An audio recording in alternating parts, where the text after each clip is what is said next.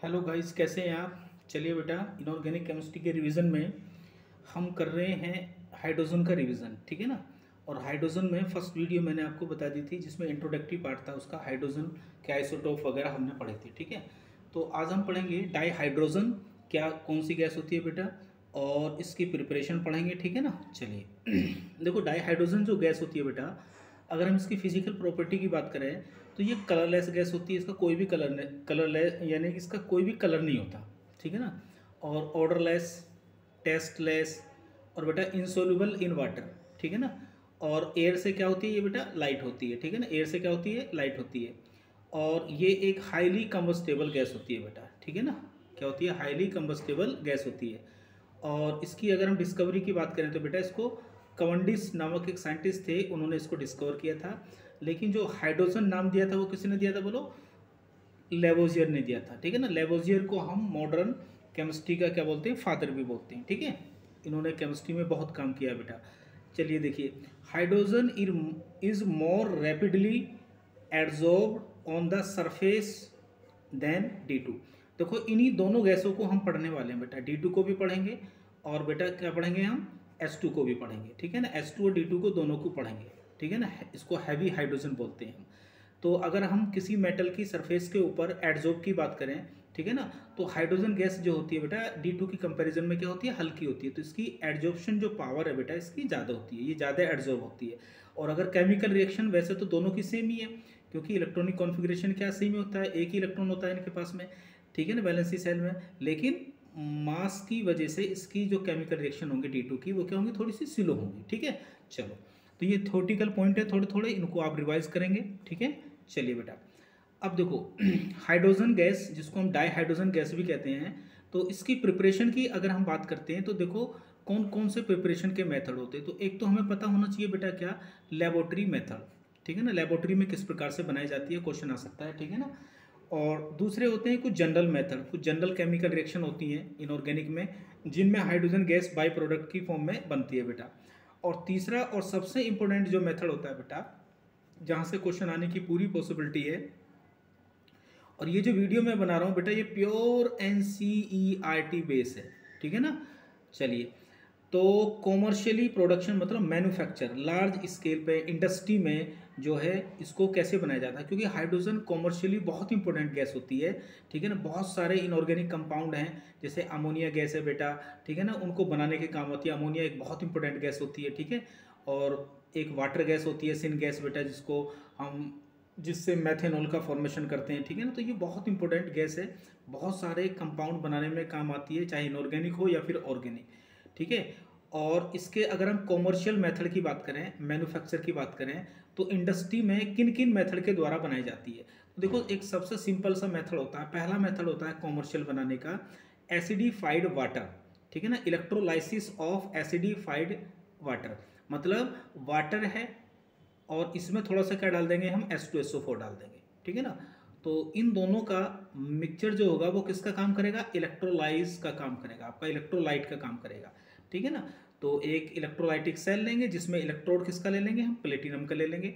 तो हमें क्या मिल जाएगी बेटा, हमें कैथोड पर हाइड्रोजन गैस डिपॉजिट हो जाएगी, ठीक है। चलिए, एक जो और मेथड है बेटा, ठीक है ना, ये कॉमर्शियल में सबसे इंपॉर्टेंट मेथड होता है बेटा, ठीक है ना। और अभी अभी जो जेई मेंस के एग्जाम पीछे हुए हैं बेटा, उसमें कई बार ये क्वेश्चन पूछा गया है, ठीक है ना। अभी जो रिसेंटली मार्च में हुआ था, ठीक है ना, तो यहाँ से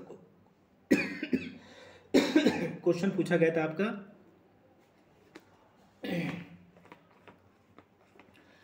और अभी जो मई में एग्जाम हुआ था उसमें भी क्वेश्चन पूछा गया बेटा यहाँ से। तो ये कौन सा मेथड होता है बेटा, ये होता है reaction of steam on hydrocarbon. किसी भी हाइड्रोकार्बन की रिएक्शन आप स्टीम के साथ में कर दो या फिर कोक के साथ में कर दो, हाई टेम्परेचर पर बेटा, ठीक है ना। और प्रेजेंस ऑफ कैटेलिस्ट, ठीक है ना। तो यहाँ से भी आपको हाइड्रोजन गैस मिलेगी और कुछ और गैसें भी बनेंगी। तो बहुत इंपॉर्टेंट मेथड है ये, तो ये सबसे इंपॉर्टेंट मेथड है कॉमर्शियल में बेटा। यहाँ से आपको नीट में कोई ना कोई क्वेश्चन मिल सकता है, ठीक है ना। हाँ, ठीक है। चलिए नेक्स्ट देखिए बेटा, अच्छा, सबसे पहले पढ़ेंगे हम कौन सा, लेबोरेटरी मेथड पढ़ेंगे, लैब मेथड। भाई लैब मेथड क्या होता है बेटा, बेटा जब आप किसी मेटल की रिएक्शन किसी डाइल्यूट एसिड के साथ में करते हो, किसी भी मेटल की रिएक्शन, अब वो कौन सी मेटल होनी चाहिए इसकी भी बात करेंगे हम। तो अगर मेटल की रिएक्शन हम डाइल्यूट एसिड के साथ में करते हैं तो बेटा कौन सी गैस निकलती है, हाइड्रोजन गैस निकलती है, ठीक है ना। अब देखो मेटल कौन सी होनी चाहिए भैया, ठीक है ना, metal should be more electropositive. भैया कौन सी मेटल एसिड के साथ में, वो भी एसिड कौन सा होना चाहिए, बोलो डाइल्यूट मिनरल एसिड होना चाहिए, उसके साथ में रिएक्शन करने पर हाइड्रोजन गैस बनेगी, ठीक है ना। तो मोर इलेक्ट्रोपॉजिटिव होनी चाहिए, किससे होनी चाहिए, हाइड्रोजन से। मोर इलेक्ट्रोपॉजिटिव मेटल ही डाइल्यूट एसिड के साथ में रिएक्शन करके कौन सी गैस बनाएगी बेटा, आपकी बनाएगी हाइड्रोजन गैस बनाएगी, ठीक है। चलिए अब भैया मोर इलेक्ट्रोपॉजिटिव मेटल कौन कौन सी होती है, आपने इलेक्ट्रोकेमिकल सीरीज पढ़ी है बेटा, इलेक्ट्रोकेमिकल सीरीज पढ़ी है आपने, उसमें बीच में क्या होता है, हाइड्रोजन, जिसको स्टैंडर्ड माना गया, और हाइड्रोजन का जो स्टैंडर्ड इलेक्ट्रोड पोटेंशियल होता है वो क्या मानते हैं हम, जीरो माना गया बेटा। हाइड्रोजन से ऊपर वाली जो मेटल होती हैं उनका स्टैंडर्ड इलेक्ट्रोड पोटेंशियल क्या होता है, नेगेटिव होता है, और जो नीचे वाली मेटल होती हैं हाइड्रोजन से नीचे वाली, उनका स्टैंडर्ड इलेक्ट्रोड पोटेंशियल क्या होता है, पॉजिटिव होता है। तो ऊपर वाली जो मेटल होती है बेटा वो क्या होती है, मोर रिएक्टिव होती हैं और मोर पॉजिटिव होती हैं, और बेटा यही हाइड्रोजन गैस को प्रोड्यूस करती हैं, ठीक है ना। तो इलेक्ट्रोकेमिकल सीरीज में जो हाइड्रोजन से ऊपर वाली मेटल होती है जो मोर इलेक्ट्रोपॉजिटिव होती हैं वही मिनरल एसिड के साथ में रिएक्शन करके हाइड्रोजन गैस को प्रोड्यूस करती हैं, और जो नीचे वाली आपकी मेटल होती हैं वो आपकी हाइड्रोजन गैस को प्रोड्यूस नहीं करती है। क्लियर है। चलिए नेक्स्ट देखिए, अब ये है आपकी इलेक्ट्रोकेमिकल सीरीज, ये आपको याद होनी चाहिए, आपने फिजिकल केमिस्ट्री पढ़ रखी होगी। तो देखो हाइड्रोजन से ऊपर वाली, हाइड्रोजन से नीचे वाली अगर हम बात करें ना तो आप चप्पा को याद कर लीजिए। हाइड्रोजन से नीचे वाली ये है चप्पा, चप्पा का मतलब होता है copper, Hg, Ag, Au, Pt, ठीक है ना। तो ये जो मेटल होती है ना बेटा ये हाइड्रोजन से नीचे होती है, इनके लिए स्टैंडर्ड इलेक्ट्रोड पोटेंशियल की वैल्यू क्या होती है आपकी, स्टैंडर्ड इलेक्ट्रोड पोटेंशियल की जो वैल्यू होती है इनके लिए बेटा वो क्या होती है आपकी, बोलो पॉजिटिव में होती है। मतलब ये थोड़ी सी कम इलेक्ट्रोपॉजिटिव होती हैं, लेस रिएक्टिव होती हैं। तो जब भी इनकी रिएक्शन आप किसके साथ करोगे, एसिड के साथ में, तो ये आपकी हाइड्रोजन गैस को लिबरेट नहीं करेंगी, ध्यान रखना, एसिड के साथ में रिएक्शन करके। क्लियर है। मतलब अगर आप कॉपर की रिएक्शन डाइल्यूट HCl के साथ में करना चाहते हो तो यहाँ पर आपको हाइड्रोजन गैस नहीं मिलेगी। क्लियर है ना, ये बात ध्यान रखना। अब देखो इनको छोड़कर कोई भी मेटल है तो वो सब क्या है, मोर इलेक्ट्रोपॉजिटिव होती हैं, जैसे Zn है, आयरन है, Mg है, Pb है, और भी बहुत सारी हो सकती हैं, ठीक है ना। तो जैसे यहाँ पे Zn लिया है लैब में, लैब की रिएक्शन बेटा यही है, लैब में कैसे बनाते हैं, जिंक की रिएक्शन आप किसी भी डाइल्यूट एसिड के साथ में कर दीजिए, जिंक की रिएक्शन आप किसी भी डाइल्यूट एसिड के साथ में कर दीजिए तो हाइड्रोजन गैस आपकी लिबरेट होगी। जैसे Zn की डाइल्यूट HCl के साथ में करोगे तो ये बन जाएगी बेटा। कॉपर की रिएक्शन डाइल्यूट HCl के साथ में करोगे हाइड्रोजन गैस नहीं बनेगी। Zn की डाइल्यूट H2SO4 के साथ करोगे तो बेटा क्या हो जाएगी आपकी, बोलो क्या बनेगी, यहाँ भी हाइड्रोजन गैस आपकी बन जाएगी, ठीक है ना। चलिए अब ये जो लैब में जो हाइड्रोजन गैस आप बनाते हो ना बेटा, ये जो लैब में आप हाइड्रोजन गैस बनाते हो जिंक की रिएक्शन डाइल्यूट मिनरल एसिड के साथ में करने पे, तो वो जो हाइड्रोजन गैस होती है ना बेटा वो इम्प्योर होती है। तो कभी कभी क्वेश्चन आ जाता है कि लैब में जो हाइड्रोजन गैस बनाते हैं उसमें कौन कौन सी इम्प्योरिटीज़ होती हैं, ठीक है ना। तो ये इम्प्योरिटीज़ आपको याद करनी बहुत ज़रूरी है। जैसे ये इम्प्योरिटीज़ है बेटा, जैसे PH3 है, ASH3 है, H2S है, ये सब क्या है जो लैब में हाइड्रोजन गैस बनाते हैं ना उसकी इम्प्योरिटीज़ होती हैं। जैसे CO2 है, SO2 है, ठीक है ना, और ये नाइट्रोजन के ऑक्साइड है बेटा, H2O है वेपर की फॉर्म में। तो ये सब क्या है आपकी इम्प्योरिटी है, क्या बोलो, ये इम्प्योरिटी हैं जो आपकी हाइड्रोजन गैस में क्या होती हैं, रहती हैं, ठीक है ना, प्रेजेंस रहती हैं। तो क्योंकि हमें प्योर हाइड्रोजन चाहिए बेटा, प्योर हाइड्रोजन का मतलब है हमें 99% समथिंग जो है प्योर हाइड्रोजन चाहिए, 99.95% हाइड्रोजन चाहिए। तो उसके लिए हम क्या करते हैं बेटा, उसके लिए हम प्योरीफिकेशन ऑफ हाइड्रोजन गैस करते हैं, प्योरीफिकेशन करते हैं हाइड्रोजन गैस का, ठीक है ना। अब देखो अब इतनी सारी इम्प्योरिटीज़ होती हैं लैब मेथड बनाने के बाद में, और इन सारी इम्प्योरिटीज़ को दूर करते हैं। तो बेटा इम्प्योरिटीज़ को दूर करने में क्या होता है, बहुत ज़्यादा खर्च आता है, ठीक है ना। तो ये मेथड क्या होता है लैब वाला, बहुत महंगा पड़ता है, ठीक है ना। लेकिन जब भी लैब में हमें बहुत लेस क्वांटिटी में हाइड्रोजन की जरूरत पड़ती है तो इसी से बनाना पड़ेगा, मैन्युफैक्चर वाला मेथड तो नहीं बनाएंगे हम, है ना, क्योंकि वहाँ तो लार्ज स्केल पर बनाएंगे हाइड्रोजन गैस को। चलिए तो देखो प्यूरिफिकेशन ऑफ हाइड्रोजन गैस, देखो जो इम्प्योर हाइड्रोजन होती है ना उसमें देखो ये सारी इम्प्योरिटीज़ होती हैं, PH3, ASH3, H2S, CO2, SO2, nitrogen के ऑक्साइड और वाटर वेपर की फॉर्म में। तो क्या करते हैं बेटा, जो इम्प्योर हाइड्रोजन होती है ना, एक कंटेनर होता है, देखो पहला कंटेनर है ये, उस कंटेनर में क्या होता है, सिल्वर नाइट्रेट होती है। तो ये जो इम्प्योर हाइड्रोजन होती है ना, इसको किस में पास करते हैं, सिल्वर नाइट्रेट के कंटेनर में पास करते हैं। तो ये जो सिल्वर नाइट्रेट का कंटेनर होता है ना बेटा, ठीक है ना, सिल्वर नाइट्रेट के साथ में PH3 और ASH3 ये डिजोल्व हो जाती हैं, ये रिएक्शन करके PPT बना लेती हैं, ठीक है ना। तो ये AH3 और PH3 और ASH3 इसी में डिजोल्व होकर PPT बना लेंगे बेटा। तो ये दोनों इंप्योरिटीज क्या हो जाएंगी, आपकी दूर हो जाएगी। फिर इस हाइड्रोजन गैस को हम कहाँ पास करते हैं बेटा, लेड एसीटेट के चैम्बर में पास करते हैं। लेड एसीटेट होता है इसमें। अब लेड एसीटेट के अंदर क्या होगा, जो H2S है ये इसके साथ में रिएक्शन करेगी और बेटा क्या हो जाएगा, ये बोलो, ये यहाँ पे PPT की फॉर्म में ये भी यहाँ पे डिजोल्व हो जाएगी, H2S गैस यहाँ पे डिजोल्व हो जाएगी, ठीक है ना। चलिए, लेड सल्फाइड बन जाएगा यहाँ पे, और क्या नाम है, ये एसिटिक एसिड बन जाएगा बेटा, और H2S इसमें डिजोल्व हो जाएगी। ये भी इम्प्योरिटीज क्या हो जाएगी, आपकी दूर हो जाएगी। देखो, फिर इस हाइड्रोजन गैस को कहाँ पे पास करते हैं बेटा, एक ऐसे कंटेनर में पास करते हैं जिसमें KOH या कोई स्ट्रॉन्ग बेस होता है, KOH। तो KOH में क्या होता है, KOH में CO2, ठीक है ना, और बेटा SO2 और जितने नाइट्रोजन के ऑक्साइड होते हैं ना, ये सब इसमें क्या होते हैं, एब्जॉर्ब हो जाते हैं। जो बेस होता है ना बेटा, ये वाला बेस जो होता है आपका, ये हमेशा एसिडिक ऑक्साइड को क्या कर लेता है, एब्जॉर्ब कर लेता है। आप जानते हैं CO2 भी एसिडिक है, SO2 भी एसिडिक है, नाइट्रोजन के ऑक्साइड भी क्या होते हैं, एसिडिक होते हैं। तो ये सभी एसिडिक ऑक्साइड को एब्जॉर्ब कर लेगा। तो अब बचा क्या बेटा, आपका वेपर बची। अब इस हाइड्रोजन गैस को बेटा एक दूसरे कंटेनर में पास करते हैं हम, जिसमें कैल्शियम क्लोराइड और P2O5 ये होता है बेटा। तो हाइड्रोजन के साथ में P2O5 रिएक्शन करता है, तो बेटा ये बना लेता है आपका H3PO4, या तो ये बन जाता है, और बची कुची जो वेपर होती है वो कैल्शियम क्लोराइड के साथ में क्या हो जाती है, एडजॉर्ब हो जाती है, ठीक है ना। तो इस तरह से आपको क्या मिल जाती है, यहाँ पे प्योर हाइड्रोजन मिल जाती है। तो इसको याद करना चाहो कर लो, नहीं तो कोई दिक्कत नहीं है, मैंने आपको बता दिया है, ठीक है ना। चलिए बेटा, नेक्स्ट देखिए, अगर हम आगे बात करें, ये देखिए जी, तो ये था हमारा थ्योरेटिकल पोर्शन लेबोरेटरी मेथड तक, ठीक है ना। अब देखिए, जनरल मेथड बताता हूँ मैं आपको, हाइड्रोजन गैस बनाने के जनरल मेथड क्या होते हैं, इंपॉर्टेंट है ये जनरल मेथड। देखिए, चलिए जनरल मेथड देखते हैं बेटा।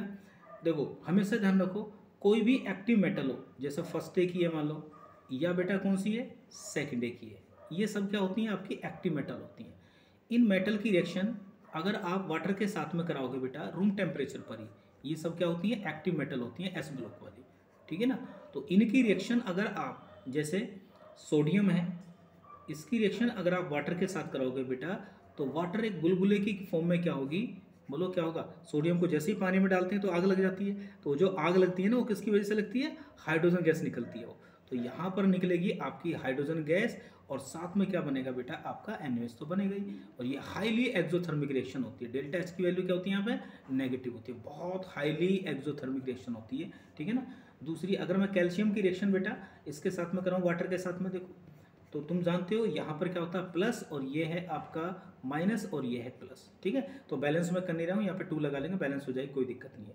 तो यहाँ पर भी क्या बनेगा बेटा, देखो ये इसके साथ चला जाएगा, ये माइनस है और इसके ऊपर +2 होता है, ठीक है ना। तो बैलेंस नहीं कर रहा हूँ, यहाँ भी हाइड्रोजन गैस आपकी निकलेगी, और साथ में क्या बनेगा बेटा, क्या बनेगा, CaOH का होल ट्वाइस बनेगा। क्लियर है। तो ध्यान रखेंगे आप, जितनी भी S ब्लॉक की मेटल होती है उनकी रिएक्शन अगर आप किसके साथ में करोगे, वाटर के साथ। और वाटर भी कैसा है बेटा, कितने डिग्री सेल्सियस पर रिएक्शन करा रहे हो बेटा, 25 डिग्री सेल्सियस पर। मतलब ये जो वाटर है आपका कैसा है बेटा, कोल्ड वाटर है। ये कैसा है बोलो, कोल्ड वाटर। तो एक्टिव मेटल तो रूम टेम्परेचर पर ही वाटर के साथ में रिएक्शन करके क्या बना लेती हैं बोलो, हाइड्रोजन गैस को लिबरेट करती हैं। चलिए नेक्स्ट देखिए, लेकिन जैसे मान लो आपकी बेटा Zn है, ध्यान से देखेंगे, एल्यूमिनियम है और बेटा मैग्नीशियम है, इनकी बात अगर मैं करूँ, ये जब वाटर के साथ में रिएक्शन करती है बेटा, जब ये वाटर के साथ में रिएक्शन करती हैं तो ये बेटा रूम टेम्परेचर पर रिएक्शन नहीं करती, ध्यान रखना, ठीक है ना। इसके लिए पानी कैसा होना चाहिए बेटा, थोड़ा सा गर्म होना चाहिए, रूम टेम्परेचर से ज़्यादा, उबला हुआ नहीं होना चाहिए। जैसे एक नॉर्मल टेम्परेचर होता है जिस पानी को आप पीते हो बेटा 25 डिग्री सेल्सियस पर, एक थोड़ा सा पानी को गर्म करते हैं, ठीक है ना। तो एक्चुअल में ये कैसा वाटर होगा बेटा, हॉट वाटर होगा। तो हॉट वाटर के साथ में रिएक्शन होगी, ठीक है ना। यहाँ पे तो बिल्कुल रिएक्शन वही होगी, सब में हाइड्रोजन गैस निकलेगी यहाँ भी, ठीक है ना। सब में क्या होगी, हाइड्रोजन गैस निकलेगी, और सभी में क्या बनेगा, यहाँ पे देखो, यहाँ बन जाएगा Zn OH का होल ट्वाइस, ZnOH का होल ट्वाइस बनेगा। यहाँ भी क्या बनेगा बेटा, AlOH का होल थ्राइस बनेगा। और बेटा यहाँ क्या बनेगा आपका, यहाँ भी बनेगा MgOH का होल ट्वाइस। ठीक है, इसमें बेटा ये भी क्या है आपका, देखो इनकी बात बाद में करेंगे। अगर हम ZnOH की होल ट्वाइस की बात करें और बेटा AlOH की होल थ्राइस की बात करें, और अगर हम MgOH की होल ट्वाइस की बात करें, तो बेटा ये तो है आपका बेस, ध्यान से देखना। और बेटा ये जो दोनों है ना आपके, ये बेस नहीं है, ये क्या है, एम्फोटेरिक हाइड्रोक्साइड होते हैं। ये क्या होते हैं, ये एम्फोटेरिक हाइड्रोक्साइड होते हैं। ठीक है, क्योंकि दोनों कैसी हैं बेटा, ये एम्फोटेरिक मेटल है। ठीक है, चलिए अब इसके अलावा आपको क्या याद रखना बेटा, अगर कभी आयरन की रिएक्शन आप वाटर के साथ में करोगे तो यहाँ पर हॉट की जरूरत नहीं पड़ेगी, यहाँ पर आपको बेटा स्टीम लेनी पड़ेगी। आयरन देखो, सोडियम, पोटेशियम, कैल्शियम, ये कोल्ड वाटर के साथ में रिएक्शन करते हैं। जिंक, एल्यूमिनियम, मैग्नीशियम, इनके लिए थोड़ा पानी, मैग्नीशियम भी इवन कर लेती है रिएक्शन, ठीक है ना, कोल्ड के साथ में ही। ठीक है ना, थोड़ा सा टेम्परेचर ज़्यादा होना चाहिए, लेकिन जिंक और एल्यूमिनियम के साथ में हॉट वाटर होना चाहिए। ठीक है ना, और बेटा आयरन क्योंकि बहुत कम रिएक्टिव होता है, तो इसके लिए स्टीम की रिएक्शन होगी आपकी, तो ये बनाएगा आपका Fe3O4, आयरन का ऑक्साइड बनेगा बेटा, और साथ में यहाँ भी हाइड्रोजन गैस निकलेगी। ठीक, तो ये हो गया हमारा पहला मेथड। जब हमने किसी मेटल की रिएक्शन वाटर के साथ में करी है तो हमेशा ध्यान रखो हाइड्रोजन गैस आपकी बनती है। ये पहला जनरल मेथड होगा आपका। ठीक है ना, आगे देखते हैं और जनरल मेथड ही। नेक्स्ट देखो बेटा, आपने पढ़े हैं बेटा मेटल हाइड्राइड, क्या होते हैं, मेटल हाइड्राइड होते हैं, पढ़े हैं। मेटल हाइड्राइड कौन से, एक तो फर्स्ट डे की जो मेटल होती हैं उनके हाइड्राइड, और जो बेटा सेकेंड डे वाली होती हैं उनके हाइड्राइड। ठीक है ना, तो ये बनाते हैं MH प्रकार के हाइड्राइड और ये बनाते हैं MH2 प्रकार के हाइड्राइड। और ये दोनों ही हाइड्राइड क्या होते हैं बेटा, ये आयनिक हाइड्राइड होते हैं। क्या होते हैं, आयनिक हाइड्राइड, यानी कि इनकी आयनिक नेचर होती है। हाइड्राइड के बारे में पढ़ेंगे आगे चल के अभी। ठीक है ना, आयनिक हाइड्राइड होते हैं, वाटर में सोल्यूबल होते हैं ये भी। ठीक है, चलिए, तो इसका मतलब ये है कि जैसे मान लो हमारे पास यहाँ पे NaH है फर्स्ट डे का, या मैं कोई क्या ले लूँ बेटे, यहाँ पे सेकंड डे का कोई भी ले सकता हूँ। यहाँ पे जैसे CaH2 ले लिया मैंने, क्लियर है। और इसकी रिएक्शन जब मैं वाटर के साथ में कराऊंगा तो ये जो आयनिक हाइड्राइड होते हैं ना बेटा, ये वाटर के साथ में रिएक्शन करके क्या देते हैं बोलो, ये हाइड्रोजन गैस को लिबरेट करते हैं। ध्यान रखना, प्लस माइनस, और ये प्लस है और ये माइनस है। मेटल हाइड्राइड में क्या होता है, हाइड्रोजन के ऊपर नेगेटिव चार्ज होता है, तो ये पॉजिटिव इस नेगेटिव के साथ जाएगा और ये पॉजिटिव इस नेगेटिव के साथ जाएगा। ठीक है ना, ये पॉजिटिव इसके साथ जाएगा और ये वाला पॉजिटिव इस नेगेटिव के साथ जाएगा, तो दोनों में क्या बनेगी, हाइड्रोजन गैस बनेगी, साथ में क्या बनेगा आपका, एक बेस बन जाएगा। क्या दिक्कत है, ऊपर क्या बनेगा, NaOH बन जाएगा भाई। ठीक है ना, नीचे क्या बनेगा भैया, CaOH का होल ट्वाइस बन जाएगा। तो ये भी है, तो सभी मेटल हाइड्राइड को वाटर में डालने पे क्या होता है, हाइड्रोजन गैस आपकी लिबरेट होती है। ध्यान रखना। अच्छा, एक चीज़ इंपॉर्टेंट पॉइंट याद रखना बेटा, एक इंपॉर्टेंट पॉइंट याद रखना है आपको ज़रूर, ये जो मैंने लिखा ना यहाँ पे कैल्शियम CaH2, इसको नहीं भूलना है। ठीक है ना, CaH2 क्या बोलते हैं इसको, CaH2 बोलते हैं बेटा। ठीक है, चलिए, अब ये जो CaH2 होता है आपका, इसका एक नाम भी होता है बेटा, इसका नाम होता है, इसे बोलते हैं हम हाइड्रोलिथ। क्या बोलते हैं इसको, हाइड्रोलिथ कहते हैं इसको। ठीक है, चलिए, इसको बोलते हैं हम हाइड्रोलिथ कहते हैं। इसका नाम होता तो है भाई,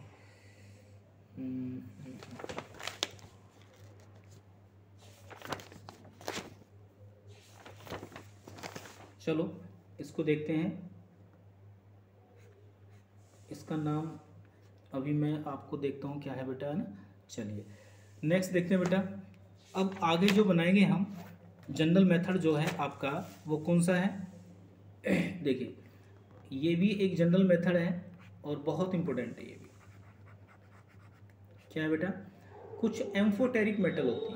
क्या होती है बोलो, एम्फोटेरिक मेथड होती है, एम्फोटेरिक मेटल होती है। ठीक है, ठीक है ना। एम्फोटेरिक मेटल को कैसे याद रखते हैं, याद रखने का तरीका है, सब जन की आस सुनो, सुनो प्रभु प्रभु अल्लाह। ठीक है ना, इनको याद करना बहुत ज़रूरी है। सब का मतलब होता है एस बी, जन का मतलब होगा जेड एन बेटा, की एक वर्ड है आस ए एस, सुनो का मतलब होगा एस एन, प्रभु का मतलब होगा पी बी, अल्लाह का मतलब होगा एल। यानी कि ये जो मेटल होती है बेटा, ये मेटल जो होती है आपकी एम्फोटेरिक मेटल होती है। इन मेटल की रिएक्शन आप बेस के साथ में कर दो या एसिड के साथ कर दो, ये हमेशा हाइड्रोजन गैस लिबरेट करती है। ठीक है ना, तो बड़ी इंपॉर्टेंट रिएक्शन है, ध्यान रखना कौन कौन सी मेटल एसिड और बेस के साथ में रिएक्शन करके क्या बनाती हैं, हाइड्रोजन गैस बनाती हैं। तो ये एम्फोटेरिक है, ये एसिड और बेस दोनों के साथ में रिएक्शन करेंगे। ध्यान रखो, जैसे जेड की रिएक्शन आप करोगे किसके साथ में, NOH के साथ में। ठीक है ना, ये NOH के साथ में, तो ये भी हाइड्रोजन गैस बनाएगी। ठीक है ना, उसी प्रकार से जैसे आप PB है, PB की रिएक्शन अगर आप NOH के साथ में करोगे बेटा, ठीक है ना, तो ये भी हाइड्रोजन गैस बनाएगी। इसके अलावा बेटा आप याद रखोगे SI सिलिकॉन और बेटा बोरोन, ये भी कुछ ऐसी हैं। ठीक है ना, बोरोन भी और सिलिकॉन भी बेटा, ये भी NOH के साथ में रिएक्शन अगर करेंगी तो ये भी आपकी हाइड्रोजन गैस ही बनाती है। तो इसको भी आप जो है याद करिए। ठीक है ना, चलिए, ये भी हाइड्रोजन गैस बनेगी सारी। क्या बनेगी, देखो यहाँ पर हाइड्रोजन गैस बनेगी, यहाँ भी हाइड्रोजन गैस बनेगी, और बेटा यहाँ भी हाइड्रोजन गैस बनेगी, और यहाँ भी हाइड्रोजन गैस बनेगी। ठीक है ना, और दूसरी मैं बता दूँ बेटा साथ में क्या बनेगा, यहाँ पे देखो ऊपर यहाँ बनता है Na2ZnO2, एक ये कॉम्प्लेक्स टाइप का सोल्ट बनता है, सोडियम जिंकेट बोलते हैं इसको। यहाँ क्या बनेगा नीचे वाले में, यहाँ मतलब एक जैसी बनाती है Na2 बोलो PbO2, यहाँ ये बनेगा, और यहाँ बनेगा बेटा आपका क्या, Na2SiO3 बनेगा साथ में। क्या बनेगा यहाँ पे, Na2SiO3 बनेगा बेटा, और यहाँ क्या बनेगा आपका बेटा, Na3BO3 बनेगा साथ में। ठीक है ना, तो इनको याद रखेंगे आप कि सभी एम्फोटेरिक मेटल जो होती हैं ये किसके साथ में रिएक्शन करती हैं बेटा, NOH के साथ में रिएक्शन करके हाइड्रोजन गैस ये भी लिबरेट करती हैं। ठीक है, नेक्स्ट अब पढ़ते हैं बेटा हम कॉमर्शियल मेथड। क्या पढ़ते हैं बोलो, कॉमर्शियल मेथड पढ़ते हैं। ठीक है, अगर हम कॉमर्शियल मेथड की बात करें तो बाकी तो आप इसमें से NCERT में सब पढ़ लोगे, इस मेथड को देखिए बेटा जो बहुत इंपॉर्टेंट है। ठीक है, कॉमर्शियल मेथड ध्यान से देखेंगे। क्या है कॉमर्शियल मेथड, है कि जब आप किसी हाइड्रोकार्बन या कोक की रिएक्शन स्टीम के साथ में करते हो, ये NCERT में भी गिवन है, इसको ध्यान से देखेंगे। इसमें कई रिएक्शन है बेटा, देखो ध्यान से। मान लो सबसे पहले मैं यहाँ पे लिखता हूँ, देखो मैंने यहाँ पे कोई हाइड्रोकार्बन लिया CH4, ये क्या बेटा एक गैस है। ठीक है ना, और जब मैं इसकी रिएक्शन किसके साथ कराता हूँ बेटा, स्टीम के साथ कराता हूँ। किसके साथ में, ये स्टीम है आपकी। ठीक है ना, इसके साथ में कराता हूँ। टेम्परेचर क्या होता है, टेम्परेचर बहुत हाई रखना पड़ता है, 1270 केल्विन आप लिखिए यहाँ पे, क्लियर है। और कैटलिस्ट क्या होगा, निकल होगा। ये रिएक्शन याद करनी बहुत ज़रूरी है। तो देखिए जब आप किसी भी हाइड्रोकार्बन किसके साथ में रिएक्शन करते हैं तो कार्बन का जो कार्बन किस में कन्वर्ट होगा, और ये जो रिएक्शन होती है ना इसमें हाइड्रोकार्बन का ऑक्सीडेशन होता है और पार्शियल। तो यहाँ बनती है क्या क्या बेटा, देखो यहाँ बना करता है कार्बन मोनोऑक्साइड गैस बनती है, और साथ में यहाँ निकलती है बेटा H2 गैस निकलती है, ये वाली, ये बनेगी आपकी। ठीक है ना, अब ये जो कार्बन मोनोऑक्साइड और हाइड्रोजन गैस का जो मिक्सचर आपको बन रहा है बेटा यहाँ पे, ठीक है ना, इसी को हम कहते हैं वाटर गैस। क्या कहते हैं इसको, इसी को आप क्या कहते हैं, वाटर गैस भी कहते हैं इसको। क्या कहते हैं इसको बोलो, वाटर गैस भी कहते हैं। ठीक है ना, और इसी को, और इन दोनों का कार्बन मोनोऑक्साइड और हाइड्रोजन का जो रेशो होता है ना, वो 1:1 होता है। तो जब 1:1 होता है तो इसका नाम दिया जाता है बेटा वाटर गैस। और अगर 1:1 ना हो, कोई और भी रेशो हो, तो फिर हम इसको कह सकते हैं, एक नाम और देते हैं इसको, सिन गैस भी हम कहते हैं इसको। क्या कहते हैं बेटा इसको? सिन गैस भी कहते हैं इसको, ठीक है ना। कार्बन मोनोऑक्साइड और हाइड्रोजन को सिन गैस क्यों कहते हैं? क्योंकि इससे सिंथेसिस किया जाता है बेटा, वाटर गैस का जो यूज़ करा जाता है ना, वो करा जाता है सिंथेसिस ऑफ CH3OH। इसको जानते हैं आप, ये मिथाइल एल्कोहल होता है। तो मिथाइल एल्कोहल का जो फॉर्मेशन करा जाता है बेटा, मैन्युफैक्चर जो करा जाता है ना, वो सिन गैस से करा जाता है, ठीक है ना। आजकल क्या होता है, आजकल तो जो आपकी सिन गैस होती है ना, वो और भी बहुत सारे मॉडर्न मेथड आ गए हैं। जैसे आप इसको क्या नाम है, जो सी वेज होते हैं या न्यूज़पेपर वगैरह होते हैं, ठीक है ना, या स्क्रैप वुड होती हैं, उनसे भी आजकल हम क्या करते हैं, सिन गैस को बनाया करते हैं, ठीक है। तो अगर हम सिन गैस को CO+H2, ये सिन गैस आपकी, और इसमें हाइड्रोजन गैस आप पास कर दो, ध्यान से देखना, और इसको लर्न करना बहुत ज़रूरी है, ध्यान रखना, ठीक है। ये कई बार क्वेश्चन पूछा गया कि जब सिन गैस से आप मिथाइल अल्कोहल बनाते हो तो कौन कौन सी मेटल के कैटलिस्ट आप यूज़ करते हो उसमें। तो यूज़ करते हैं बेटा, देखो यहाँ पे ZnO प्लस CuO और साथ में Cr2O3, ये, और हाई टेम्परेचर होता है बेटा यहाँ पे, ठीक है ना। और यहाँ बना लेते हैं हम इसको मिथाइल एल्कोहल। लगभग टेम्परेचर 300 डिग्री सेल्सियस टेम्परेचर हम यहाँ रखते हैं, और लगभग 200 एटमॉस्फेरिक प्रेशर रखते हैं। तो कौन कौन सी मेटल के ऑक्साइड कैटलिस्ट के रूप में इस्तेमाल करते हैं हम, जब हम सिन गैस से मिथाइल अल्कोहल का फॉर्मेशन करते हैं।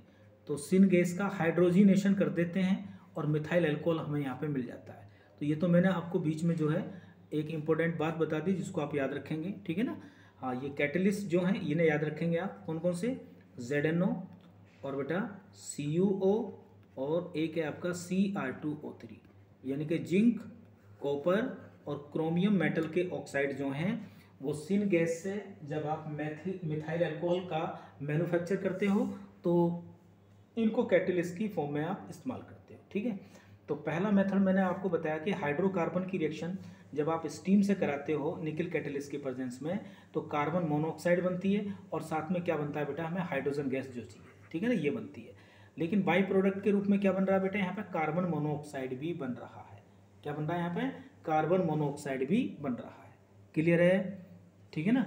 अब देखो होता क्या है बेटा, होता क्या है, दूसरा मेथड भी है हाइड्रोजन गैस बनाने का। एक मेथड क्या है आपका, ये देख लो, एक मेथड ये भी है बेटा कि जो आपके पास में कोक होता है, सी का मतलब कोक, ये सॉलिड होता है, इसको बोलते हैं कोक। या तो हाइड्रोकार्बन की रिएक्शन करा दो स्टीम के साथ, या फिर कोक की करा दो किसके साथ में, स्टीम के साथ में।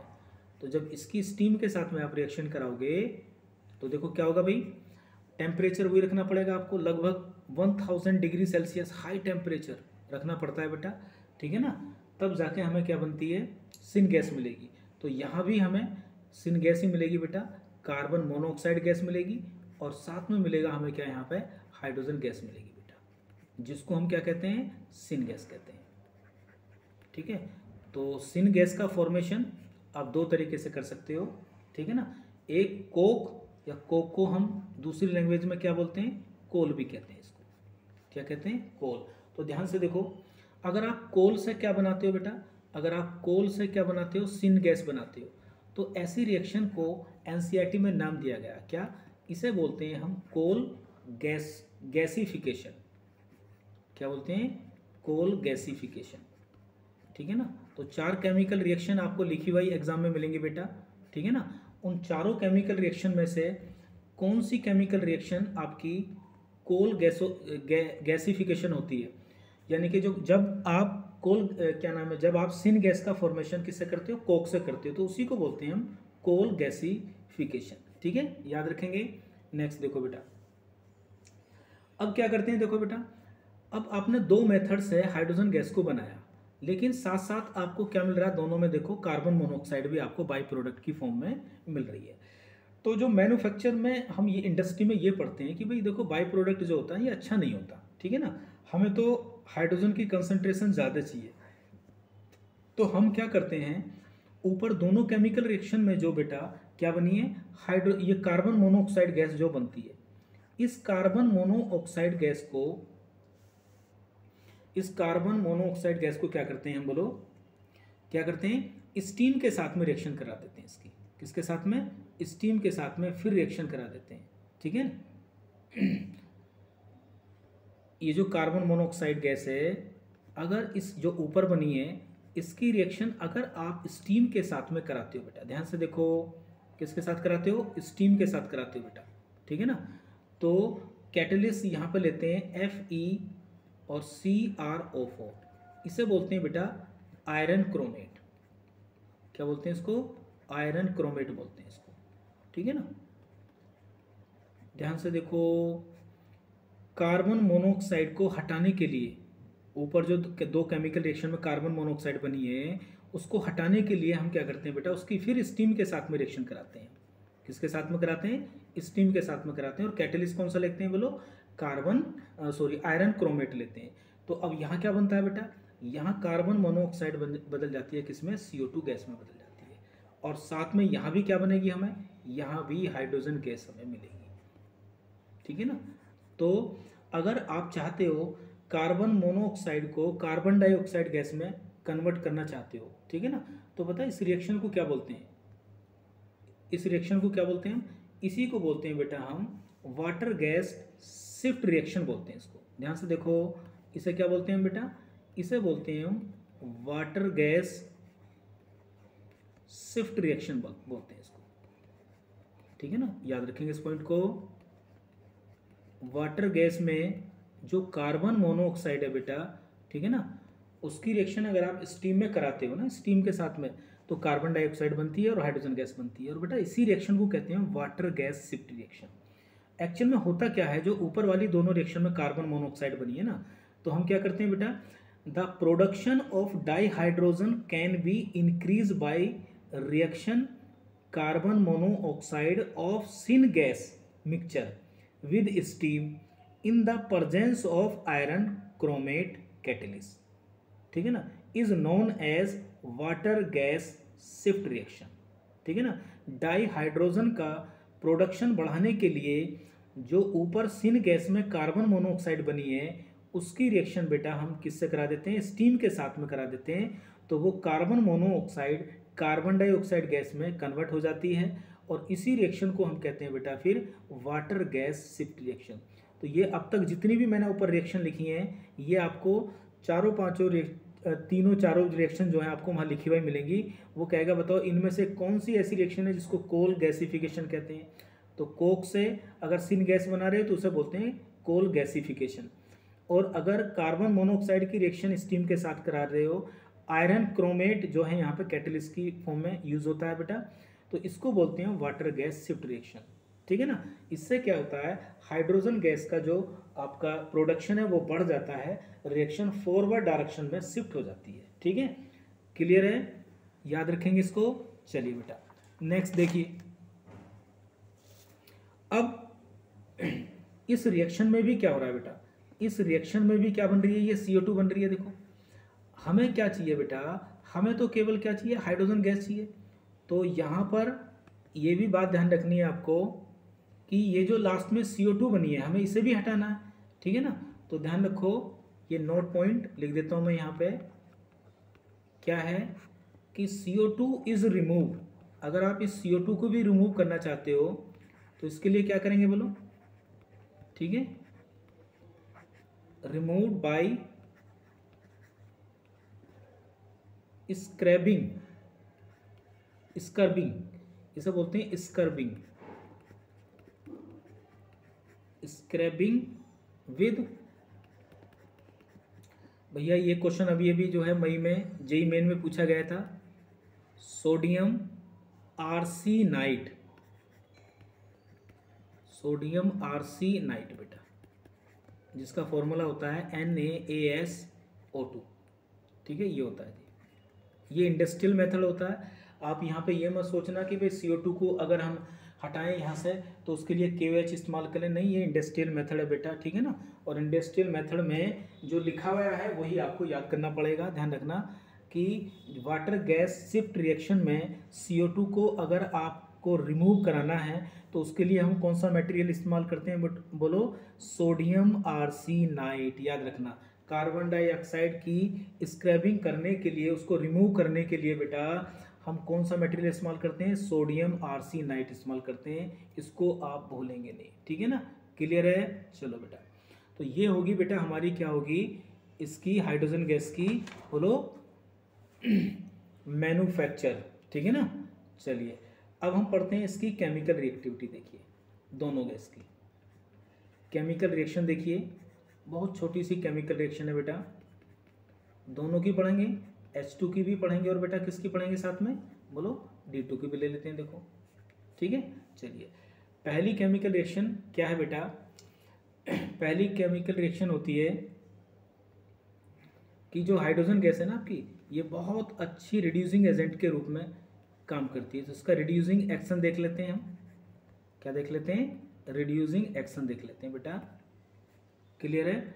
चलिए रिड्यूसिंग एक्शन की अगर बात करें तो ये जो हाइड्रोजन गैस होती है ना बेटा, ये आपके जो हैवी मेटल होती है, जो लेस इलेक्ट्रोपॉजिटिव मेटल होती है, जो इलेक्ट्रोकेमिकल सीरीज में हाइड्रोजन से नीचे होती है ना, उनके ऑक्साइड को मेटल में रिड्यूस कर लेती है। जैसे CuO की रिएक्शन जैसे ही आप किसके साथ करोगे, H2 के साथ करोगे, तो ये इसका रिडक्शन कर देगी मेटल में, ठीक है ना। जैसे ही आप ZNO की रिएक्शन H2 के साथ करोगे तो बेटा इसका भी क्या हो जाएगा, ये रिडक्शन कर देती है। और जैसे ही Fe2O3 का करोगे तो इसका भी रिडक्शन हो जाता है आपका, ठीक है ना। हाँ ये ठीक है। तो यहाँ क्या बनेगी आपकी, कॉपर बन जाएगी, यहाँ पर Zn बन जाएगी, या आप उसमें पढ़ोगे क्या नाम है मेटलर्जी में, ठीक है ना। और साथ में क्या बनेगा बेटा, सभी में वाटर बनेगा।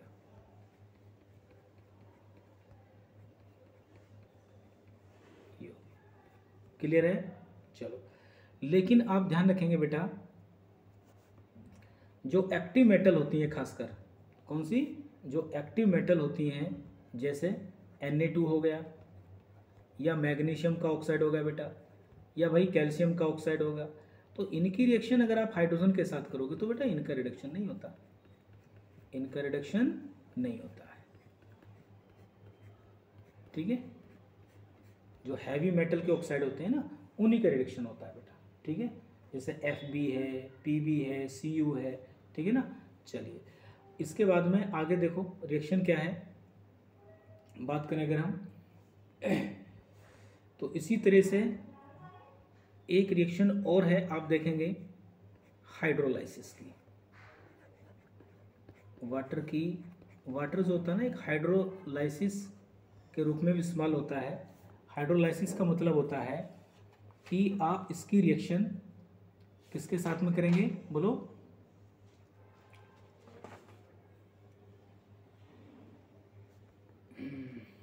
सॉरी हाइड्रोलाइसिस नहीं, हाइड्रोलाइसिस नहीं, reaction with halogen, reaction with X2 के साथ में, किसके साथ में बेटा, X2 के साथ में, हाइड्रोलाइसिस नहीं, वाटर तो पड़ी नहीं ना, हाँ ठीक है। चलो बेटा जैसे H2 की रिएक्शन आप Cl2 के साथ में करते हो, याद करो किसमें, सनलाइट की प्रेजेंस में, तो क्या बनता है यहाँ पे 2HCl बन जाता है, क्लियर है, आसानी से रिएक्शन हो जाती है, ठीक है ना। उसी प्रकार अगर आप D2 की रिएक्शन करोगे ना Cl2 के साथ में, तो बेटा ये क्या होती है, थोड़ी सी क्या बनेगी यहाँ पे 2DCl बनेगा, ड्यूटीरो क्लोराइड बन जाएगा। लेकिन ये रिएक्शन क्या होगी आपकी, थोड़ी सी स्लो होती है। ऊपर वाली रिएक्शन भी कर सकते हो आप, ठीक है ना। अगर आप H2 की जगह D2 लेते हो तो मेटल ऑक्साइड को वो क्या करेगा, वो भी रिड्यूस कर देगा बेटा, ठीक है ना।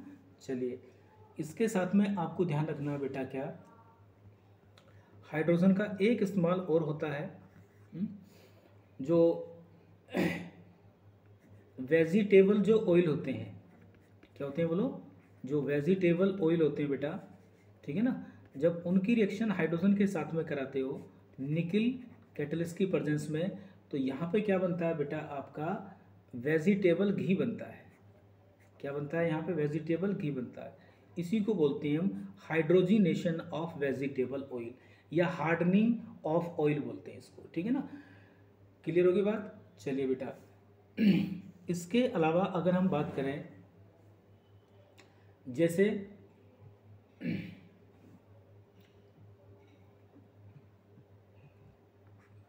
D2 की बात करें, अब जैसे D2 है बेटा, ठीक है ना, ये हैवी हाइड्रोजन है आपका, क्या ये आपका हैवी हाइड्रोजन है,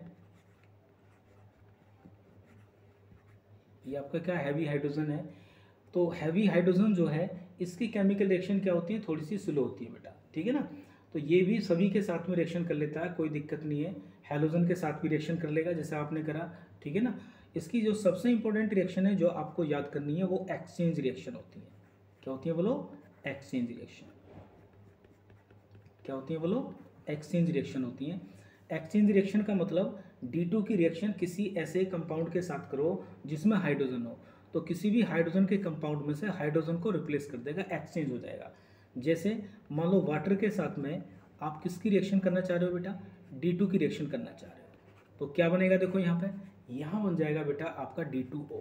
D2O का मतलब हैवी वाटर, और साथ में यहाँ क्या निकल जाएगी, हाइड्रोजन गैस आपको निकल जाएगी। तो इसे बोलते हैं हम ड्यूटेरियम का कंपाउंड बेटा। इसी प्रकार जैसे आप अमोनिया की रिएक्शन किसके साथ करते हो बेटा, अमोनिया की D2 के साथ करोगे, तो ये जो हाइड्रोजन है ना इसकी जगह क्या लगा दो, ड्यूटेरियम लगा दो, तो क्या बन जाएगा यहाँ पे, ND3 बन जाएगा बेटा, और साथ में क्या बनेगा यहाँ पे, हाइड्रोजन निकल जाएगा।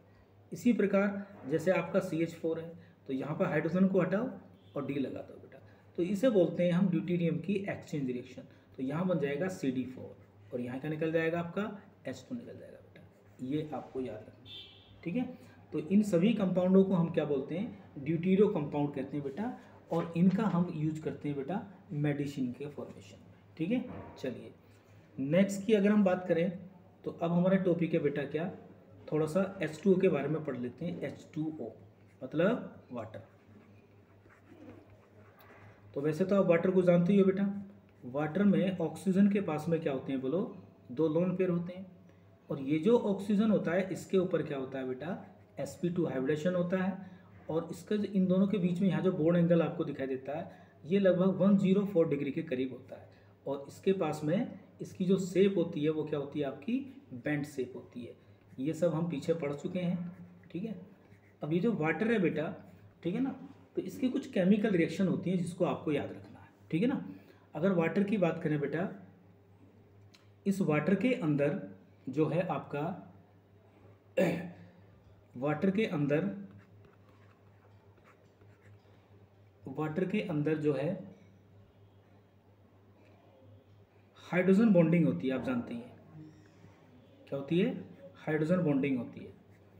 और हाइड्रोजन बॉन्डिंग होने के बाद में इसके अंदर जो होते हैं, ध्यान रखना, 4 हाइड्रोजन बॉन्ड होते हैं बेटा। वाटर के अंदर अगर पूछे कितने हाइड्रोजन बॉन्ड होते हैं, 4 हाइड्रोजन बॉन्ड होते हैं बेटा, ठीक है ना। वाटर आइस की फॉर्म में भी होता है बेटा, रूम टेम्परेचर पर तो लिक्विड होता है लेकिन आइस भी बनाता है। तो अगर पूछता है आइस में कितने हाइड्रोजन बॉन्ड होते हैं बेटा, 2 हाइड्रोजन बॉन्ड होते हैं। तो इसका स्ट्रक्चर वगैरह आप देख लेंगे आगे चल के, ठीक है ना। तो उसके बाद में आपको याद रखना बेटा कि जो वाटर होता है आपका H2O, ठीक है ना, इस वाटर एक ऐसा लिक्विड होता है बेटा, ठीक है ना। वाटर का मतलब होता है आपका, हाँ, H2O जो होता है ना बेटा, इसकी जो मैक्सिमम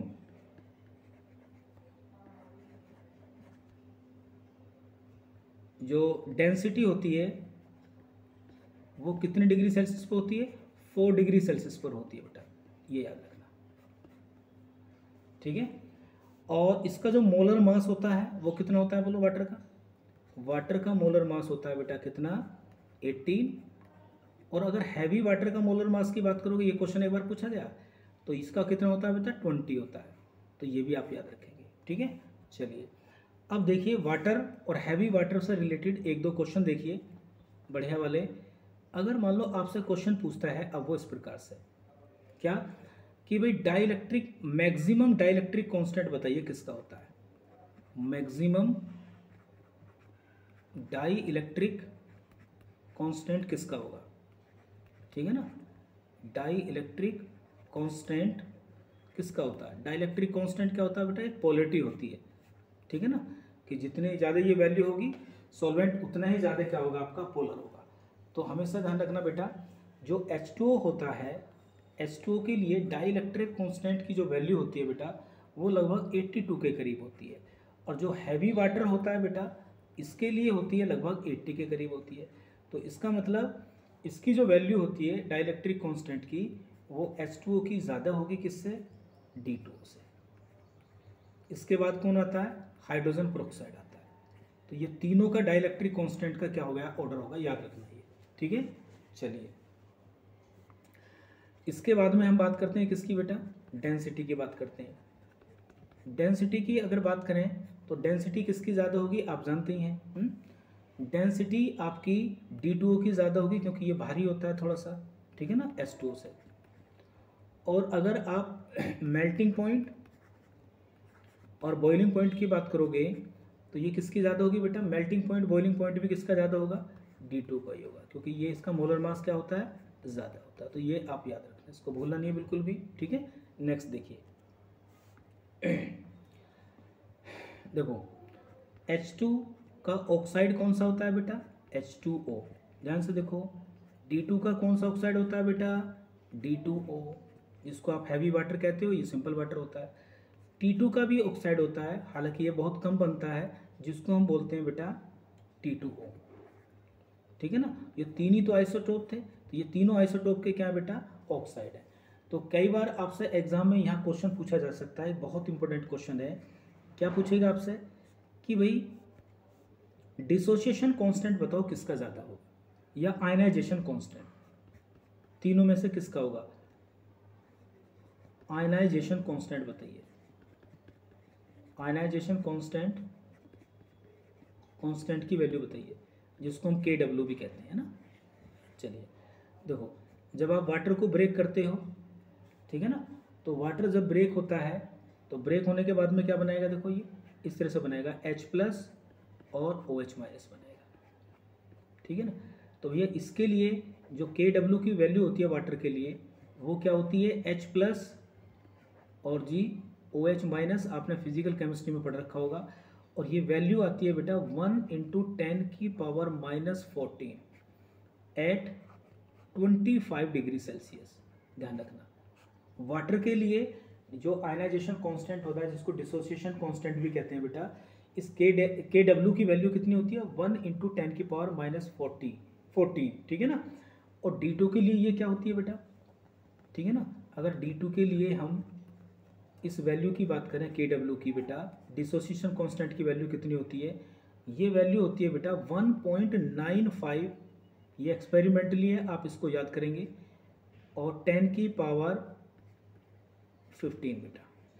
और अगर हम T2O के लिए बात करें बेटा, KW की वैल्यू, KW का मतलब डिसोसिएशन कांस्टेंट है, W की जगह आप D लगा सकते हो, कुछ भी लगा सकते हो। और बेटा T2O के लिए कितनी होती है, इसके लिए होती है आपकी, इसके लिए होती है T2O के लिए होती है 6 × 10⁻16 होती है माइनस में, ठीक है ना। तो अब आपसे पूछेगा बेटा कि ऑर्डर बताइए इसका, तो ऑर्डर निकालोगे किसका ज़्यादा होगा बेटा, डिसोसिएशन कांस्टेंट की वैल्यू 25 डिग्री सेल्सियस पर किसकी ज़्यादा होगी, ठीक है ना। तो आप आसानी से देख सकते हो वाटर की ही ज़्यादा होती है, ठीक है ना। तो KW किसका ज़्यादा होता है बेटा, आयनाइजेशन कांस्टेंट की वैल्यू किसके लिए होगी बोलो, सबसे ज़्यादा H2O की, ठीक है ना। उसके बाद किसकी होगी बोलो, उसके बाद होगी D2O की, और सबसे कम होती है किसकी, T2O की। तो ये भी ऑर्डर आप याद रखेंगे, ठीक है ना। चलिए नेक्स्ट। अच्छा, वाटर की एक रिएक्शन और इम्पोर्टेंट होती है। वाटर कैसी नेचर रखता है बेटा, एम्फोटेरिक नेचर रखता है, ध्यान रखना। क्या रखता है ये, एम्फोटेरिक नेचर रखता है। कभी पूछने लगे कि वाटर क्या होता है भैया, तो आप बताओगे वाटर की कैसी नेचर होती है, एम्फोटेरिक नेचर होती है। अब इसको देखो कैसे, हम रीज़न क्या है इसका है, या इसकी एक्सप्लेनेशन क्या है, एम्फोटेरिक होता है ये। तो देखिए H2O में क्या डाल दो बेटा, NH3 डाल दो, ठीक है ना। और क्या बनेगा यहाँ पे बोलो, यहाँ पर बन जाएगा आपका, ये काम कर रहा है यहाँ पे किसका, बेस का। ये काम किसका कर रहा है यहाँ पे, एसिड का। तो बेस किसे कहते हैं बोलो, याद करो आपने ब्राउन स्टेट थ्योरी पढ़ रखी है। तो जो प्रोटॉन देता है, जो प्रोटॉन क्या होता है, देता है, जो प्रोटॉन देता है, सॉरी यहाँ पर गलत हो गया भाई, यहाँ पर लिखते हैं हम क्या, HCl लिखते हैं यहाँ पे, यहाँ क्या लिखते हैं बेटा, यहाँ लिख देते हैं हम HCl।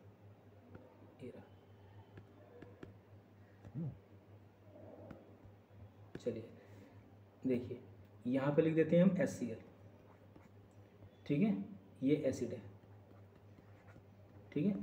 तो देखो वाटर की रिएक्शन अगर HCl के साथ करते हो तो ब्रोनोस्टैट थ्योरी आपने पढ़ रखी है, तो ये क्या करेगा, देखो इसके पास में क्या है, लोन पेयर है, तो ये यहाँ से एक प्रोटॉन को क्या कर लेगा, बोलो, ले लेगा, और क्या बनेगा यहाँ पे देखो, हाइड्रोनियम आयन बनेगा H+, और साथ में यहाँ क्या बनेगा बेटा आपका Cl- बनेगा। तो ये क्या है, कंजुगेट बेस है, ये क्या है आपका कंजुगेट एसिड है, ये बेस्ड एसिड है। एक रिएक्शन और देखो बेटा, H2O की रिएक्शन अगर किसके साथ करते हो आप, बोलो, आप करते हो NH3 के साथ, ठीक है। तो ऐसे केस में क्या होगा, ये अब की बार किसका काम करेगा, बोलो, बेस की तरह काम करेगा यहाँ पे, ठीक है ना, और ये किसकी तरह काम करेगा, अब की बार एसिड की तरह काम करेगा। तो देखो H2O किसका काम कर रहा है, ब्रोनस्टेट थ्योरी के अनुसार बेस का भी काम कर रहा है, एसिड का भी। तो एक्चुअल में H2O की नेचर कैसी होती है, एम्फोटेरिक नेचर होती है, ठीक है ना। और रूम टेम्परेचर पर इसको क्या मानते हैं, न्यूट्रल मानते हैं, जब इसकी pH की वैल्यू क्या होती है, 14 होती है, ठीक है। तो यहाँ से क्या करेगा ये बेटा, ये यहाँ से आपका H+ दे देगा इसको, तो क्या बनेगा देखो यहाँ पे, बोलो, यहाँ बन जाएगा आपका OH- बन जाएगा, सॉरी ये एसिड का काम करेगा, तो ये यहाँ से H+ ले लेगा, तो क्या बनेगा देखो बेटा, H3O+ बनेगा, ठीक है ना। तो ये H+ दे रहा है इसको, हाँ सॉरी, ये H+ दे रहा है, तो OH- बनेगा, और यहाँ क्या बनेगा बेटा देखो, यहाँ बनेगा आपका NH4+ आ जाएगा, ठीक है ना, इस तरह से बन जाएगा यहाँ पे। तो H2O की नेचर कैसी होगी भाई, H2O की नेचर होगी आपकी कैसी, बोलो, एम्फोटेरिक होगी। क्लियर है, लास्ट पॉइंट पे आ गए हम बिल्कुल। देखिए सबसे इम्पोर्टेंट रिएक्शन आपकी वाटर की, वो रिएक्शन होती है बेटा हाइड्रोलाइसिस। वाटर को अक्सर हम हाइड्रोलाइसिस के रूप में इस्तेमाल करते हैं बहुत सारी रिएक्शन में, ठीक है। अब कुछ इंपॉर्टेंट हाइड्रोलाइसिस मैं यहाँ पे लिख देता हूँ आपके लिए, ठीक है ना, वैसे तो आगे इनऑर्गेनिक में पढ़ेंगे ही हम। तो ध्यान रखो बेटा, अगर आप किसी भी मेटल नाइट्राइड को Mn, ठीक है ना, मेटल नाइट्राइड बोलते हैं इसको, और नाइट्राइड में N के ऊपर होता है -3, और मान लो यहाँ पर मैंने मेटल ले ली क्या, M के ऊपर कितना चार्ज है बेटा, +3 चार्ज है। तो जब भी किसी मेटल नाइट्राइड की रिएक्शन हम वाटर के साथ में करेंगे या उसका हाइड्रोलाइसिस करेंगे, तो हमेशा ध्यान रखना बेटा, N किसके साथ जाएगा, इसके साथ जाएगा, और ये वाला किसके साथ जाएगा बेटा, इसके साथ जाएगा। तो रटने की कोई जरूरत नहीं रिएक्शन को। तो देखो हमेशा एक बहुत इंपॉर्टेंट गैस बनेगी जिसका नाम होगा अमोनिया गैस। क्या बनेगी बोलो, अमोनिया गैस बनेगी, और साथ में यहाँ क्या बनेगा बेटा, एक हाइड्रोक्साइड बनेगा, ये याद रखो, ठीक है ना। अब जैसे एल्यूमिनियम नाइट्राइड है ALN, ये +3 होता है, ये -3 होता है। तो इसकी रिएक्शन अगर वाटर के साथ में कराओगे तो दुनिया का कोई भी मेटल नाइट्राइड हो, अब आपको पता लग गया कि कौन सी गैस बनेगी, अमोनिया गैस बनेगी, और साथ में क्या बनेगा, एक एम्फोटेरिक हाइड्रोक्साइड आपका बनेगा बेटा। क्लियर है। इसके अलावा और कोई भी नाइट्राइड ले सकते हो, कोई दिक्कत नहीं है। आप कैल्शियम नाइट्राइड ले लो, CA3N2 ले लो, ठीक है। तो यहाँ तो -3 रहेगा, और यहाँ क्या रहेगा, +2 रहेगा। वाटर के साथ में रिएक्शन करोगे तो क्या बनेगा, प्लस और माइनस, ये वाला प्लस किसके साथ जाएगा, इसके साथ जाएगा, और ये वाला N किसके साथ जाएगा, इसके साथ, तो इसके 3 इसके नीचे आ जाएंगे। तो देखो अमोनिया गैस बनेगी, और साथ में क्या होगा, यहाँ पर बनेगा आपका CaOH का होल्टवाइज। तो दुनिया में किसी भी मेटल नाइट्राइड को वाटर में डालोगे तो अमोनिया गैस बनेगी, ध्यान रखना आपका, ठीक है ना। और देखो बेटा, और भी बहुत सारी रिएक्शन है वैसे।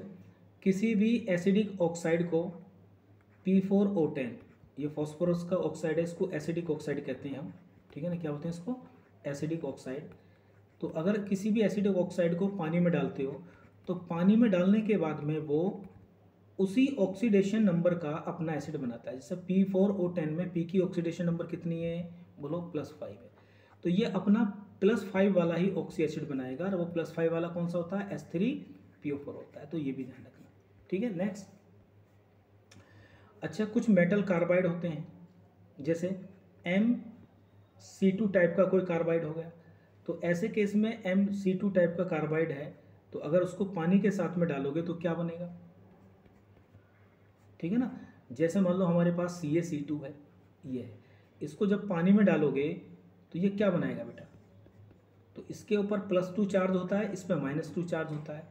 तो भैया ये वाला तो जाएगा किसके साथ, इसके साथ जाएगा ना, ये प्लस है और ये माइनस है, ये प्लस है ये माइनस है, इस पर +2 चार्ज है, इस पर -2 चार्ज है। ध्यान रखना, कोई भी इस टाइप का कार्बाइड है उसकी पानी के साथ में रिएक्शन करोगे तो क्या बनेगा बोलो, तो क्या बनेगा भाई, ये इसका नेगेटिव इसके नीचे आ जाएगा तो क्या बन जाएगा भैया, C2H2 बन जाएगा ना, बन जाएगा। कौन सी गैस है ये, एथाइन गैस है, याद रखना, ठीक है ना, ये बनता है, हमेशा ध्यान रखना, ठीक है। और इसके अलावा जैसे आपको मिलता है कोई भी इस प्रकार का कि Na2C2 है ये वाला, तो इसके ऊपर भी -2 चार्ज होता है, ध्यान रखना, इसके ऊपर प्लस चार्ज है, लेकिन 2 है तो दोनों चार्ज क्या हो गए, बराबर हो गए, ठीक है ना, आयनिक है। इसकी भी पानी के साथ में अगर रिएक्शन करोगे आप तो क्या बनेगा, प्लस और माइनस, तो ये नेगेटिव इस प्लस के साथ में जाएगा, तो देखो क्या बनेगा, यहाँ भी आपकी एथाइन गैस बनेगी, Hc। तो किसी भी मेटल कार्बाइड की रिएक्शन अगर आप वाटर के साथ में करते हो बच्चों, तो हमेशा क्या बनता है, एथाइन गैस बनती है, ध्यान रखना ये, ठीक है ना। लेकिन दो ऐसे भी हैं बेटा, दो ऐसे भी हैं आपके, बोलो, दो ऐसे भी हैं आपके, दो ऐसे भी हैं, जैसे एल्यूमिनियम कार्बाइड है Al4C3, ध्यान रखना, और Be2C, ठीक है ना, इनमें होता है -4 चार्ज यहाँ पे, इन दोनों में। ये दोनों ऐसे कार्बाइड हैं जो वाटर के साथ में जब रिएक्शन करते हैं तो मेथेन गैस देते हैं, इसको कभी नहीं भूलोगे आप, ठीक है ना। दोनों क्या बनाएंगे, ये दोनों मेथेन देते हैं, ठीक है ना। अब मान लो कल को ये रिएक्शन आने लगे कि भाई Al4C3 और इसकी आप हैवी वाटर के साथ में रिएक्शन कर दीजिए DOD के साथ, ठीक है ना, तो ये प्लस है और ये माइनस है, तो ये है -4, तो इसका जो -4 है इसके नीचे आ जाएगा, तो क्या बनेगा देखो, ये बनेगा CD4 बन जाएगा, ड्यूटीरोमेथेन बन जाएगा बेटा, और साथ में क्या बनेगा, AlOD का होल थ्राइस, ये ध्यान रखना बेटा, क्लियर है, इसको कभी भूलेंगे नहीं आप, ठीक है। इसी प्रकार अगर वो कहता है कि Be2C की रिएक्शन अगर हम हैवी वाटर के साथ में कर देते हैं तो यहाँ भी क्या बनेगा बेटा, CD4 बनेगी, ड्यूटीरोमेथेन बनेगी, और साथ में यहाँ बनेगा BeOH का होल ट्वाइस, क्लियर ना, ये याद रखना। अब ये जो होता है D2O हैवी वाटर, इसका इस्तेमाल कहाँ करते हैं, इसकी रिएक्शन तो स्लो होती है बेटा, इसकी रिएक्शन करते हैं, इसका यूज़ करते हैं हम आपका जो ऑर्गेनिक रिएक्शन होती है, ठीक है ना, उनकी मैकेनिज्म में, ठीक है ना, और न्यूक्लियर रिएक्शन में इसका इस्तेमाल करते हैं मॉडरेटर के रूप में, न्यूट्रॉन को मॉडरेट करने के लिए इसका इस्तेमाल करते हैं, तो इसके यूज़ वगैरह जो है सब पढ़ लेना। और D2O की जो डिस्कवरी है वो यूरे नामक साइंटिस्ट ने करी थी, तो ये वाटर से संबंधित और हैवी वाटर से संबंधित कुछ केमिकल रिएक्शन थी। अब जो आगे हम इसमें पढ़ेंगे बेटा, वो पढ़ेंगे हार्डनेस ऑफ वाटर, क्या पढ़ेंगे बेटा, hardness of water, degree of hardness, और बेटा क्या नाम है, हाइड्रोजन पेरोक्साइड, ठीक है। तो लास्ट वीडियो आएगी आपकी और ये हाइड्रोजन वाला आपका कंप्लीट हो जाएगा, ठीक है। पढ़ते रहिए बढ़िया तरीके से, और पढ़ने के बाद में इसको देखो, ध्यान से समझो, और एक बार NCERT का रिवीजन मार लो, प्रीवियस ईयर के क्वेश्चन कर लो, इनऑर्गेनिक आपकी अच्छी हो जाएगी, ठीक है। चलिए।